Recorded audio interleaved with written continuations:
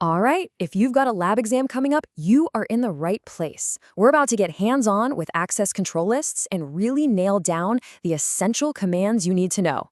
Let's do this. Okay, here's our game plan. We'll kick things off with what ACLs are, then dive straight into some practical examples for both standard and extended ACLs. After that, we'll cover how to apply and check your work, and then wrap it all up with a super fast checklist for your exam. Let's get started. First things first, let's talk about what an ACL actually is.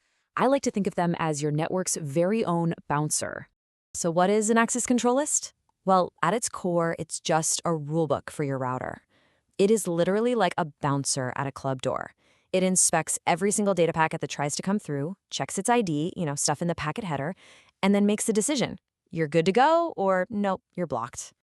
And here's where all that magic happens. ACLs do their work at layer 3 and layer 4 of the OSI model. Now, why is that so important? Because at layer 3, they can filter based on IP addresses. But at layer 4, they can get way more specific and look at things like TCP or UDP port numbers. That's how you can allow, say, web traffic while blocking everything else.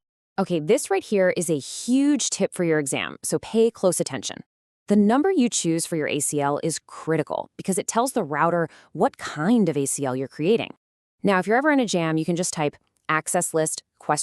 Into the command line, and the router will literally show you the valid ranges. But for the test, you've got to have this memorized. It's pretty simple. 1 to 99 for standard ACLs, and 100 to 199 for extended. Just lock that in.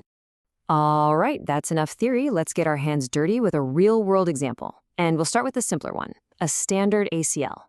So here's our mission. It's a pretty common task. We just want to allow access for one single specific computer on the network. This one, at 192.168.10.10. This is a classic scenario you will definitely see in a lab. Okay, here it is, the command you really need to know. I get it, it looks like a bit of a mouthful at first, but trust me, it's way simpler than it looks once we break it down. So let's dissect this thing. First, you've got your access list number. Again, for a standard list, that's going to be a number between 1 and 99. Then the action. Are we going to permit or deny the traffic? Easy enough. Then you specify the source address you want to filter, and finally, the source wildcard. Now this is the part that can trip people up. It just tells the router which parts of that IP address it needs to pay attention to. Let's see how it works. Okay, check out this command in action. We're using access list number 10, and we want to permit our single host. Now look closely at that wildcard mask, 0.0.0.0. Here's the key to understanding this. A 0 in the wildcard mask means this part of the address must match exactly. Since it's all zeros, it means that every single bit of the IP address 192.168.10.10 has to be a perfect match. That's how we isolate just one host. Now let's be honest, typing out all those zeros is kind of a pain, right?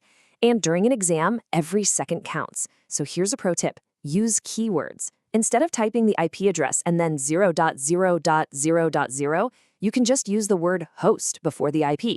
It means the exact same thing. And if you want to match any IP address at all, just use the keyword any. So much cleaner, so much faster. So standard ACLs are great, but they're kind of a blunt instrument, They only look at the source address. What if you need to be more surgical? What if you want to let a user browse the web, but specifically block them from using FTP? For that kind of control, you need to step up to an extended ACL. So let's up the difficulty a little. Here's our new goal. We need to allow TCP traffic from an entire network, the 192.168.10.0 subnet, but, and this is the key part, only if it's FTP traffic. A standard ACL just can't handle this. We need more power. And here's the syntax for that more powerful ACL. Yeah, I know, it's longer, but that's because it does so much more. You can see we've added a bunch of new pieces. We can now specify the protocol, the source, and the destination, and we can even filter by port numbers. This is where you get that fine-grained control. So let's look at the new parts. The access list number, of course, is now in the 100 to 199 range. Then the big one, protocol. This is where you tell it if you're looking for TCP, UDP, or something else. You also specify a destination, not just a source. But the real game changer is this operator port part. You can say something like EQ, which just means equal to, and then a port number. That's exactly how we're going to target that FTP traffic. And here's the complete command set to achieve our goal. Now notice a couple of things here. First, we're using a named ACL called FTP filter, which is a really good habit to get into. Second, and this is super important, we have 2 separate permit lines. Why? Because FTP actually uses 2 different ports, port 21 for control commands and port 20 for the actual data transfer.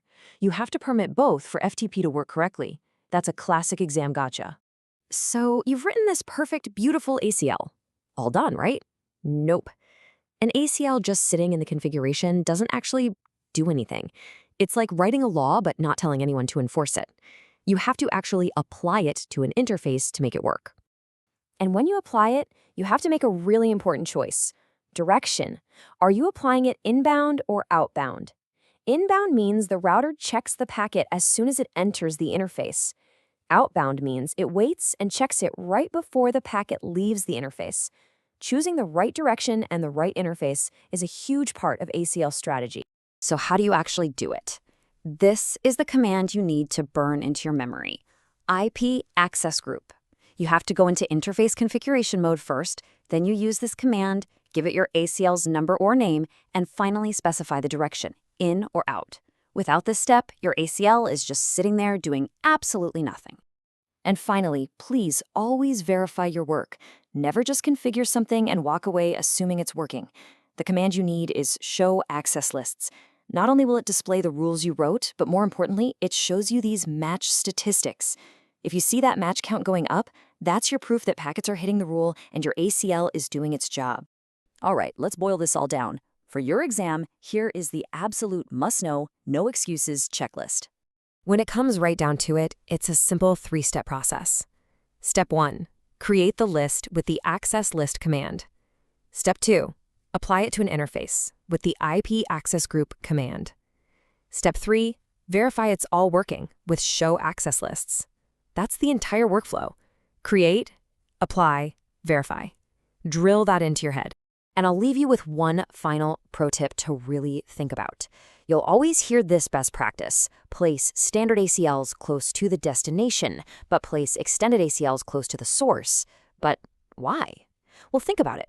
A standard ACL is clumsy. It only knows about the source address. If you put it too close to the source, you might accidentally block traffic you didn't mean to. But an extended ACL is so specific and so smart, you can put it right at the source to kill unwanted traffic immediately before it ever wastes your network's bandwidth.